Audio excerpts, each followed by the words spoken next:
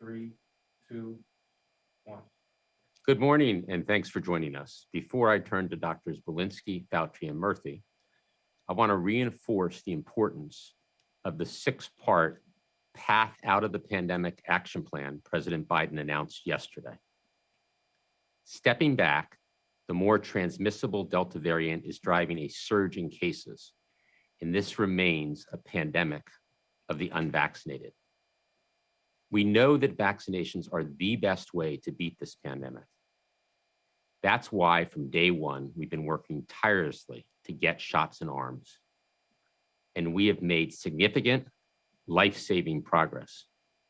Safe, effective, and free vaccines are readily available to everyone. Nearly 75% of eligible Americans, those 12 and older, have gotten at least their first shot. And now over 177 million Americans are fully vaccinated. That's up from just 2 million when the president took office. And the pace of vaccinations has picked up. 14 million people rolled up their sleeves and got their first shot in August, 4 million more than in the month of July. Thanks to the success of our vaccination program and the resources provided by the American Rescue Plan, we are in a much stronger position than when the country experienced case surges in the past. But we have more to do. The president's action plan builds on the work we've been doing since day one of his presidency. It's aggressive, it's comprehensive, and it'll drive additional progress this fall by getting more people vaccinated, keeping schools open and our economy growing, and decreasing hospitalizations and deaths. Getting more people vaccinated is the cornerstone of this plan.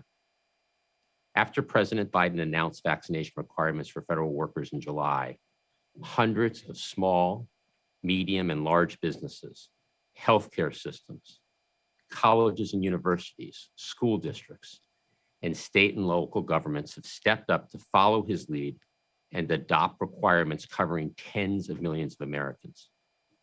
Yesterday, the president dramatically expanded the reach of vaccination requirements, requiring through a rule OSHA is developing that all businesses with 100 or more employees ensure every worker is either fully vaccinated or gets tested at least one time a week. Requiring all workers in most healthcare settings that receive Medicaid or Medicare to be fully vaccinated. Requiring all federal executive branch employees and all employees of federal contractors to be fully vaccinated, and requiring all Head Start educators and teachers and staff of all federally run schools to be fully vaccinated.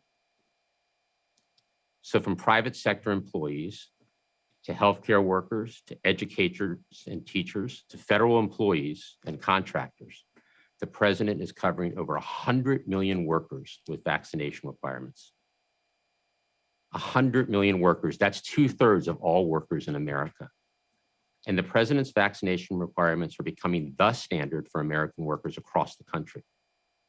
Vaccination requirements have been around for decades for diseases like polio, smallpox, and measles. They're widely supported, and importantly, they're proven to work.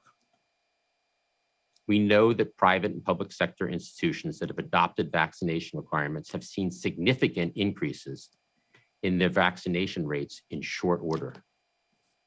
That's why, since the president addressed the nation last evening, you've seen a chorus of public and private sector institutions all come out in support of the president's plan. The American Medical Association and the National Nurses Union endorsed what they called the president's robust plan. The Business Roundtable, which represents more than 200 businesses that employ a total of 20 million workers, welcomed the president's announcements. And the Republican governor of Vermont, Phil Scott, also applauded the president's plan. Vaccination requirements will help make employees, workplaces, and communities safer and help accelerate our path out of the pandemic. In addition to vaccinations, the president's plan calls for more testing. Testing allows us to quickly detect cases and prevent outbreaks. That's why, as we accelerate the pace of vaccination, the president's plan also ramps up the availability of testing across the country. by using the Defense Production Act to accelerate the production of rapid tests, by investing $2 billion to procure 280 million rapid point of care and at-home COVID tests, by expanding the reach of the free pharmacy testing program to 10,000 local pharmacies around the country, and by sending 25 million free at-home tests to 1,400 community health centers and hundreds of food banks. Walmart, Amazon, and Kroger will also sell at-home testing kits at cost for the next 3 months. Together, these steps will ensure that every American, no matter their income level, will have easy access to convenient tests. As we boost vaccinations and increase testing, we're also doing everything we can to keep kids safely in school. Earlier this morning, the President, the First Lady, and Secretary Cardona visited a middle school here in Washington, D.C. to see firsthand the steps the school is taking to ensure kids are safe and in the classroom. They're doing what works, including vaccinations, masking, and testing. We have provided all schools throughout the country over $130 billion through the American Rescue Plan to implement these very strategies.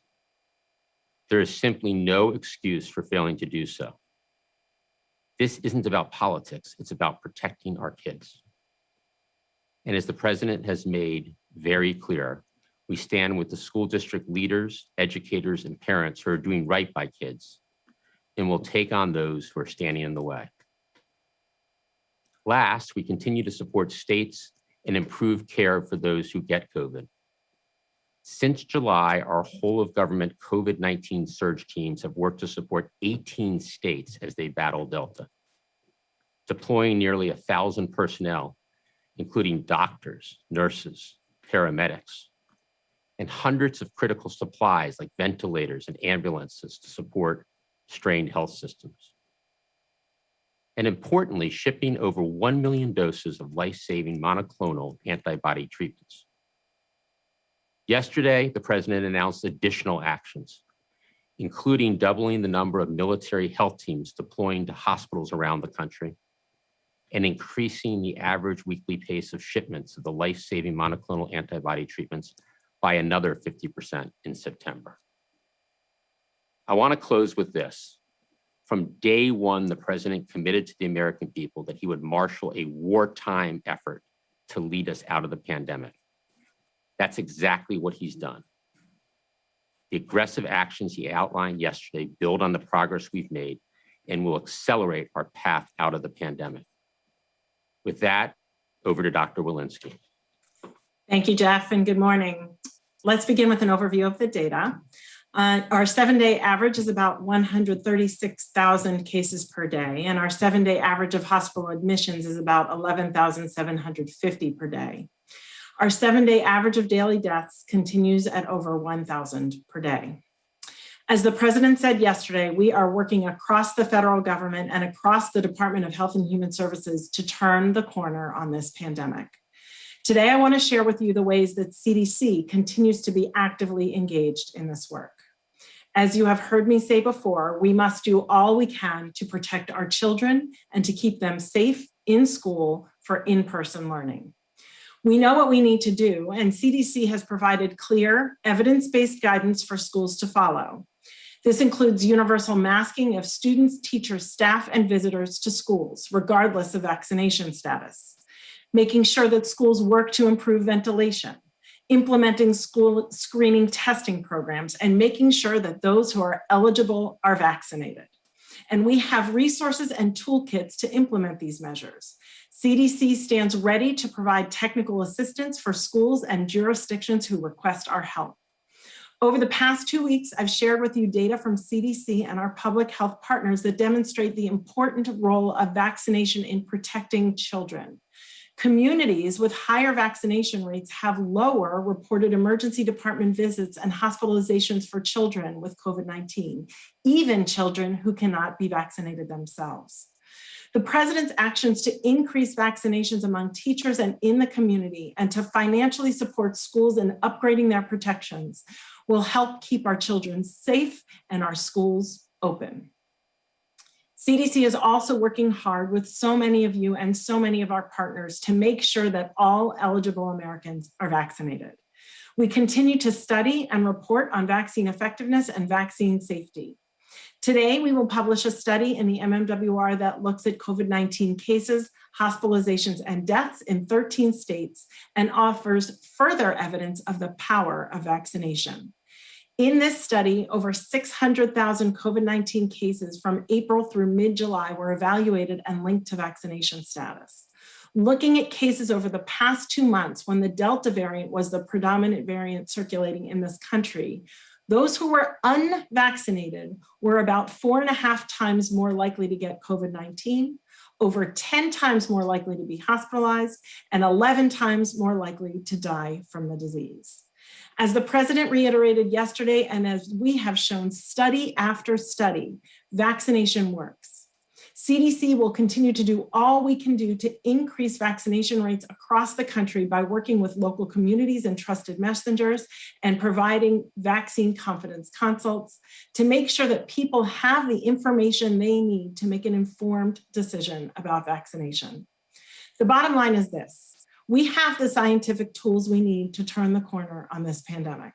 Vaccination works and will protect us from the severe complications of COVID-19. It will protect our children and allow them to stay in school for safe in-person learning. Thank you. I'll now turn things over to Dr. Fauci. Thank you very much, Dr. Walensky. I'd like to spend a couple of minutes talking about variants, which have recently been the subject of some discussion and concern. This slide shows the selected SARS-CoV-2 variants with the lineage determination on the right, the B and the C, and the new WHO Greek letters on the left. We're going to focus for the next minute or so on the Delta variant. Next slide.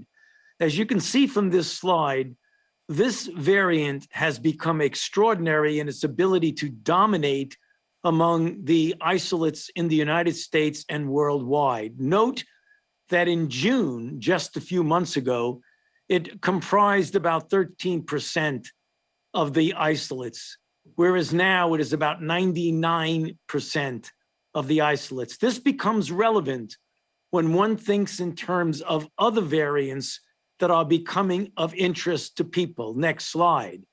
I refer specifically to the Mu variant, the B.1.621, and the C.1.2, which is yet to get a Greek letter determination.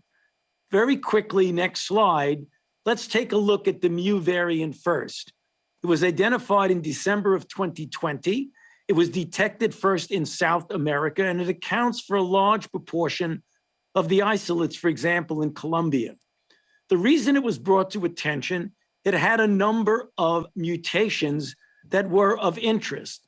But when you look at the effect of antibodies against these mutations, it is not a matter of alarm in that although it diminishes somewhat the protection, it falls well within the range of Delta and Beta. But importantly, only 0.5% of the isolates in the United States are Mu. And if you look at the lower right, you can see how Delta in blue dominates over Alpha in orange and completely dominates over Mu in green. Next slide. Again, the C.1.2 variant, first noted in South Africa, is not seen at all yet in the United States. And again, if you look in the lower right, the Delta dominates the Beta, which was the original variant that was in South Africa. And again, the C.1.2 variant is not seen in the United States. Next slide. So the bottom line of all of this, the prevalence of the Mu and the C.1.2 variant is extremely low in the United States, 0.5% for Mu and nothing for the C.1.2, because the Delta variant continues to dominate.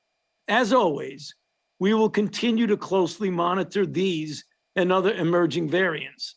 But the most important thing we can do to protect against any variant, be it Delta, Mu, or C.1.2, is to get vaccinated, which has always been our predominant message. I'll now hand it over to Dr. Murthy. Well, thank you so much, Dr. Fauci. As you've heard from all of us already, the Delta plan that the president announced yesterday is going to be pulling on every lever the federal government has to respond to the virus. And helping more people get vaccinated is one of the key strategies in this plan. We've always known that in order to do that, we have to help people feel confident that getting vaccinated is the right choice for them and for their families. And when it comes to making important choices, we know that all of us often look to each other, to our family, to our doctors, to our neighbors and friends and work colleagues. And that is why several months ago, we announced that we were building the COVID-19 Community Corps, which was intended to help mobilize trusted voices so people could get information from sources they traditionally rely on. This Community Corps will be more important than ever in the months ahead. Now, since we started in the spring, the Community Corps has picked up a lot of momentum. Today, there are more than 15,000 members strong, representing over 6,000 organizations in all 50 states and the District of Columbia. They include doctors and nurses, teachers and ministers, friends, and neighbors. In addition to the grassroots work they do in their communities, they've also come together from time to time on calls to hear the most up-to-date information about the COVID-19 vaccines, to learn about new developments in the COVID-19 response effort, and to also share best practices for their outreach. Just this week, President Obama came to speak with the Corps and shared his appreciation for the community organizing work that they're doing, knocking on doors, making phone calls, texting friends, and reaching out to folks in their community. I want to share some of the ways that our COVID-19 Community Corps members have been helping people to get vaccinated. First, we've seen extraordinary efforts in Native and rural communities, which are often located much farther from large hospitals and other healthcare providers. The nonprofit Partners in Health has engaged the Navajo Nation and other rural communities through mobile vans, phone calls, radio ads, and door-to-door canvassing. In South Central Texas, Cuero Regional Hospital developed a campaign called What's Your Why that helps people share their motivations for getting vaccinated. And organizations in Kentucky, like the University of Kentucky and St. Clair Medical Center, have worked with local partners from schools to churches, small businesses, to help people share encouraging messages about the vaccines across the Appalachia region. They've hired healthcare workers who connect folks not only to COVID-19 vaccines, but also to preventive screenings, resources to help manage chronic disease, and information about childhood immunizations, which many kids have fallen behind on during the pandemic. These are just a few of many examples where the COVID-19 vaccine outreach effort has been a bridge to broader healthcare access. The second area I'd like to highlight is the work our Community Corps partners are doing with parents and youth, especially as kids go back to school. The organization Immunize Nevada recently hosted an all-day back-to-school vaccination event.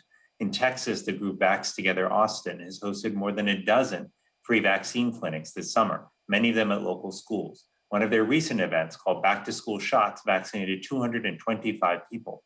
I want to emphasize that every single vaccination is a win. It's one more person protected against the Delta variant. And all of these conversations that our Community Corps members have been having, even those that don't end in vaccination, are essential to this effort. We've learned also that you don't have to have a degree in medicine or public health to have these conversations. For example, one of our standout community leaders is 12-year-old Ayan Molodina, who recently hopped on his bike and ventured out into the Texas heat to hand out flyers about COVID-19 vaccines. He said, "My bike broke down many times, but I persisted and finished all my deliveries." We're so grateful for Ayan and for everyone who has reached across boundaries of age, race, religion, and neighborhood to help people get vaccinated. These stories are the direct result of an ongoing investment in the power of local trusted voices to reach fellow Americans. It's a strategy that works. And I'm so grateful for all that Americans have done, all the doors they've knocked on, the phone numbers they've dialed, and ultimately the lives they've saved. It's going to be more important than ever that we continue these efforts as we work to defeat Delta and end this pandemic for good. Thanks for your time, and I'll pass it back to Jeff. Well, thank you, doctors. Let's open it up for a few questions. All right, first question, and please keep your questions very short as we're limited on time. Brenda Goodman at WebMD. Hi, I'm just wondering about the timeline for implementing the president's plan, especially the emergency rule at OSHA. How long is that expected to take, and how long will it be enforced? And then also, what is the ultimate goal of this new plan? Well, I think in terms of the ultimate goal, it's to accelerate our path out of the pandemic, to get as many people that are not vaccinated as soon as possible, to safely keep our schools open, our economy continuing its recovery, and to decrease the number of hospitalizations and deaths from COVID. The Secretary of Labor will oversee the rulemaking process with OSHA. We anticipate that that'll come across the coming weeks, and then will be implemented for all employers above 100 employees. The need to get vaccinated or tested a minimum of once per week. Next question. All right. Next question, Lauren Hirsch at the New York Times.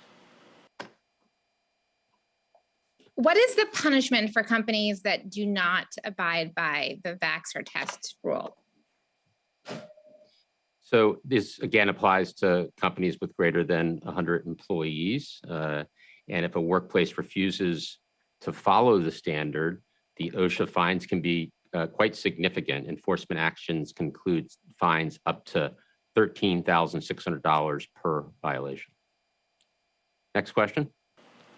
Monica Alba, NBC News. Thank you so much, guys.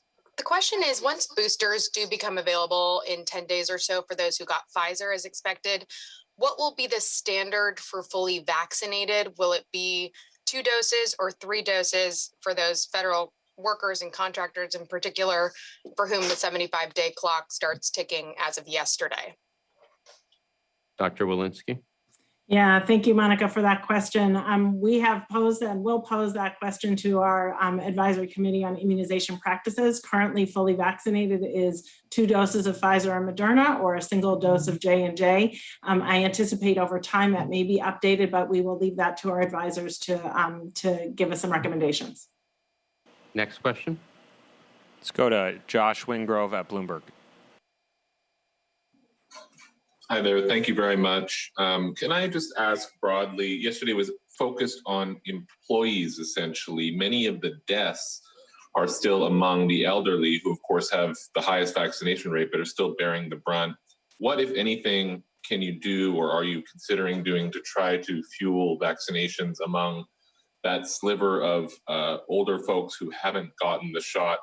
And separately, have you ruled out whether you would ever do a vaccine requirement or testing requirement for domestic flights, or is that something that could still be possible in the future? Thank you. Dr. Murphy, do you want to start with the first question on the group that's 65 and older, where vaccination rates are quite high, but obviously we want to drive them even higher? Dr. Murphy? Yeah, that's right. Well, thanks, Josh, for the question. You know, it's important folks know that we've got over 90% of seniors with 1 dose of vaccine, more than 80% who've gotten fully vaccinated. That's good progress, but we want to get as close to 100% as possible.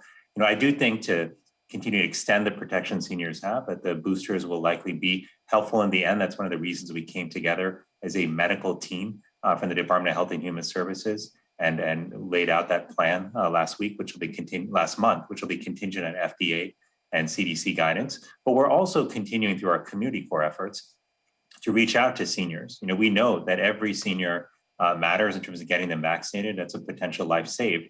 And so the vast network of community organizations, which include doctors and nurses, faith leaders, and other community organizations, has been absolutely essential in doing that outreach. And we're going to continue to do that in the months ahead.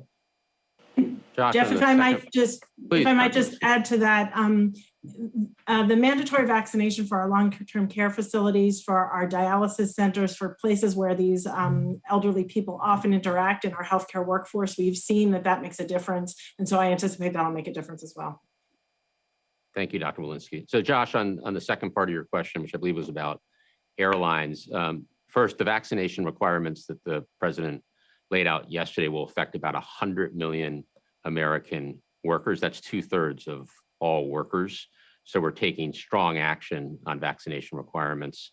And we believe that workplaces are a very efficient and effective way to ensure that people get vaccinated, or at minimum get tested 1 time per week.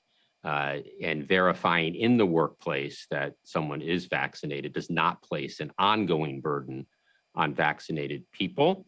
As to travel, we're taking further action, as you know, to double the fines for non-compliance of masking on airlines. So that's a TSA action that was announced yesterday. And overall, I think we have a very strong track record that shows we're pulling available levers to acquire vaccinations, and we're not taking any measures off the table. Why don't we do one more question, Kevin? Last question, Sasha Pezenik at ABC News. Hey guys, thank you for taking my question. For Jeff, as much of the COVID response has been in states' hands, I'm curious how you'll enforce the new mandates that President Biden has now put forth. If we're seeing that so many GOP governors already have pushed back. And then for Dr. Walensky, do you have an update on what percentage of people in the hospital are unvaccinated? Last we heard, your overall estimate was about 97%. If there's any update on what the new estimate might be, that would be very helpful. Thank you. So Dr. Walensky, you want to do the second part?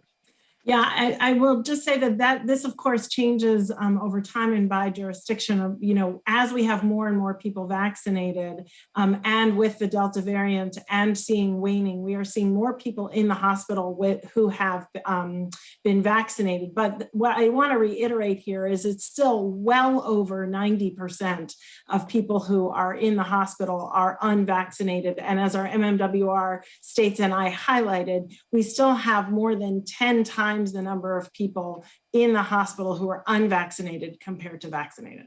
Yeah. Jeff, can I add one broader point once you're done? Please. No, please. Well, I just want to say to the broader questions, about seniors and kids and how do we protect them, these measures that the president announced yesterday, particularly with regard to workplaces, are a really important part of actually protecting seniors and kids, even though they may not be in the workplace in larger numbers. And here's why, because we know that the key to reducing transmission is getting more people vaccinated. And even if you're young and relatively healthy and you're not worried about the consequences to yourself, you could pass the virus on to other people. And that's why this collective responsibility we have as a society to make sure we are not only taking care of our own health, but reducing the chances we pass the virus on to somebody who's more vulnerable. That's why this is so important. And that's what the efforts that the president announced yesterday will help us do: reduce transmission, protect lives, and protect our children as well. I think it's a good transition to the last part of the question, which is from day one, the president has been clear that COVID, the pandemic, is a public health issue, not a political issue. And that's how it's been addressed. And the president has been clear that he will not hesitate to take strong actions like he did yesterday to protect workers and the American people and accelerate our path out of this pandemic. We know that vaccination requirements work. We see significant increases in vaccination rates at companies, healthcare systems, universities that implement vaccine requirements. When Tyson's Food announced to its employees that they would need to be vaccinated no later than November 1st, at that point, only 45% of the workforce at Tyson's was vaccinated. Now that number is over 72%, with many weeks to go. At United Airlines, when they announced the vaccination requirement a few weeks ago, since then, more than half of its unvaccinated employees at United have now gotten vaccinated, and they still have weeks to go before their deadline. So vaccination requirements work. And that's why so many organizations have come out in support of the president's plan that he announced last evening. As I mentioned, the Business Roundtable, the American Medical Association, and importantly, local on-the-ground public health officials have applauded the president's plan. So let me also remind you that vaccination requirements are the current standard employed by so many corporations. The president's actions will accelerate that number of companies across the board for employers over 100. And that includes Fox News, which already has that vaccination requirement in place to keep its own employees safe. So thank you for today's briefing, and we look forward to seeing you next week. Thank you.